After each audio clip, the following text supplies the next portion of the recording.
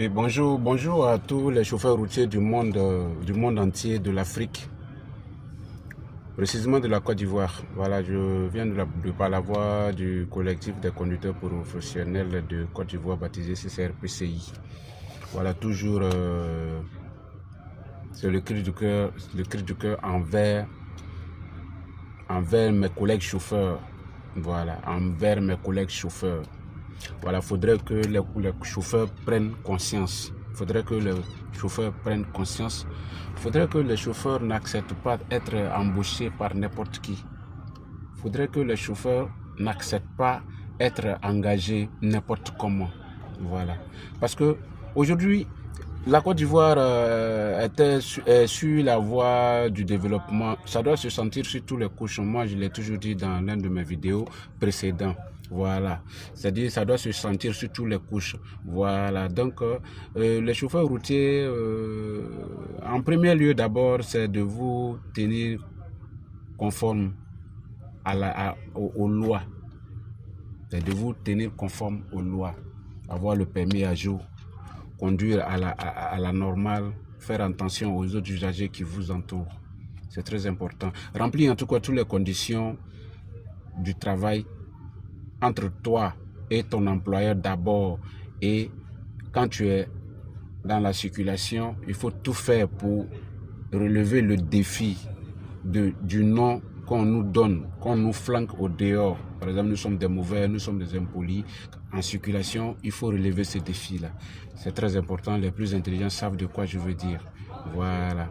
Maintenant, et après, une fois que vous sortez de chez vous, il faudrait que tous les chauffeurs routiers sachent ça. Une fois que vous sortez de chez vous, vous êtes sous la responsabilité de votre employeur. Ça, c'est le normal, quoi. C'est la normale. Vous êtes sous la charge de l'employeur. Quel que soit ce qu'il arrive, quel que soit tout ce qui peut arriver accidentellement, que ce soit du bonheur, que ce soit du malheur, c'est comme tu es sorti, tu vas en voyage, tu vas au travail, tu es sous la responsabilité de ton employeur. Voilà. C'est ce que chaque chauffeur doit mettre en tête. Et je voudrais parler un peu des dangers que nous courons. Par exemple, les accidents de travail. Personne n'a une couverture qui te couvre quand il y a accident de travail, et puis si tu es endommagé, si tu es blessé, peut-être, ou bien soit tu as des mantes, tu deviens invalide, il n'y a pas de structure. Aujourd'hui même, là, les chauffeurs même sont les plus délaissés parce que personne ne s'occupe des chauffeurs. Mais on veut que les chauffeurs travaillent pour faire fonctionner le pays. Voilà. On nous classe parmi les ignorants, mais nous sommes les plus indispensables. Vous voyez, ce sont des trucs qui ne collent pas. Voilà. Il faut que nous-mêmes, nous donnons de la valeur. Il faut que nous donnons de la valeur. Sans supermarché, sans chauffeur, il n'y a pas de supermarché. Sans chauffeur, il n'y a pas de carburant. Sans chauffeur, il n'y a pas d'alimentation. Sans chauffeur, il n'y a pas de bitume. Sans chauffeur, rien ne peut se passer sans les chauffeurs. Mais nous sommes les plus méprisés. Voilà. Maintenant, pourquoi nous sommes les plus méprisés? Parce que ça vient de nous-mêmes. Ça a commencé de nous-mêmes. C'est nous-mêmes qui avons occasionné le laisser aller. Voilà, c'est comme ça, moi je peux appeler, on a occasionné le laisser aller. Le laisser aller, c'est quoi? C'est de ne pas se donner de la valeur, dénigrer son collègue chauffeur en face d'un camionneur. C'est-à-dire ne pas être juste envers soi-même, ne pas être juste envers ton collègue même chauffeur. Voilà, donc à partir du moment que nous avons laissé ces fuites-là, donc les gens ne nous ont pas donné de la valeur. Sinon aujourd'hui, tous ceux qui prospèrent, tous les hommes d'affaires qui prospèrent à partir du domaine du transport, disent meilleur chauffeur. Qui dit mieux? Personne ne dira le contraire. Donc, nous, les chauffeurs routiers, il est temps que nous nous unissons et puis nous donnons de la valeur à ce métier-là. Parce qu'on n'a pas d'autre chose, on n'a pas d'autre métier. Aujourd'hui, là, c'est rare de voir un chauffeur routier, après la conduite, qu'il fasse quelque chose qui va vraiment le satisfaire. Il ne va pas avoir de métier. Pour quel métier? Il va avoir vraiment de l'amour comme il a eu envers le camion. Voilà, peut-être pas, il peut faire une autre activité. On peut sortir de la route, mais on ne peut jamais sortir la route en soi. C'est impossible. Donc, l'amour et la passion que nous avons pour ce métier-là doit vraiment nous amener à mouler, à donner une forme bénéfique à ce métier-là avant que nous-mêmes là nous prenions nos retraites, pour que ceux qui viennent derrière nous aussi aient vraiment, c'est-à-dire ils aient le courage de le faire. Aujourd'hui, on dit qu'on veut des chauffeurs diplômés, on veut des chauffeurs qui sont allés à l'école, mais personne ne veut faire ce métier-là parce que si tu les expliques de long en large, ils ne veulent pas faire ce métier-là. Voilà, peut-être tout le monde veut aller en Europe. Tout le monde veut partir faire ça en Europe. Voilà. Est-ce qu'on va tous partir en Europe? Est-ce que tout le monde va partir en Europe?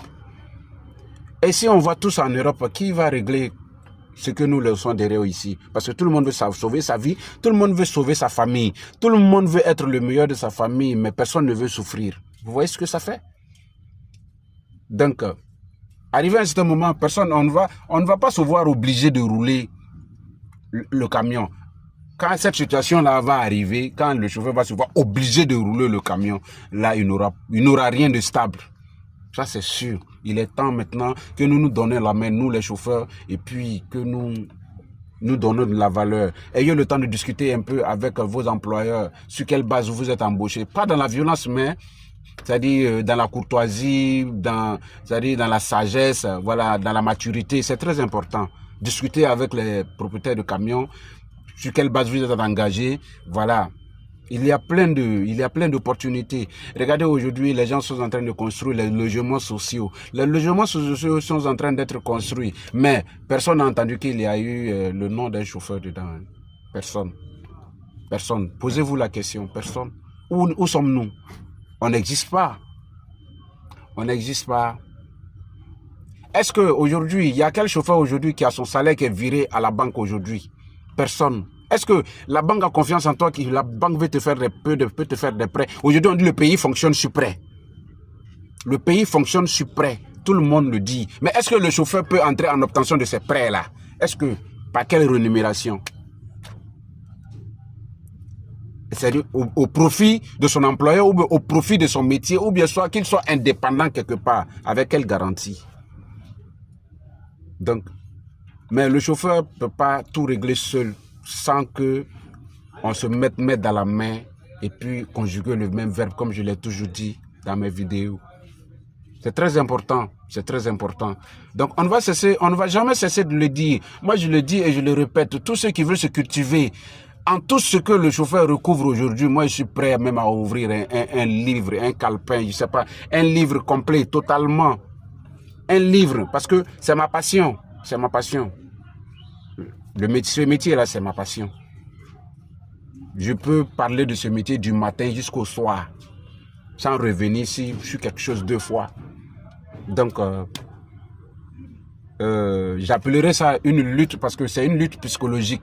Dans une lutte où on doit savoir se comporter, où on doit changer de stratégie, où on doit donner le meilleur de nous-mêmes, c'est une lutte psychologique. Qu'on ait le moral haut, qu'on ait le moral à la hauteur. Voilà, qu'on soit aussi à la hauteur en respectant tout ce qui est respectable dans notre conduite, dans notre carrière, qui dit la route, les usagers. Faisons attention à tout.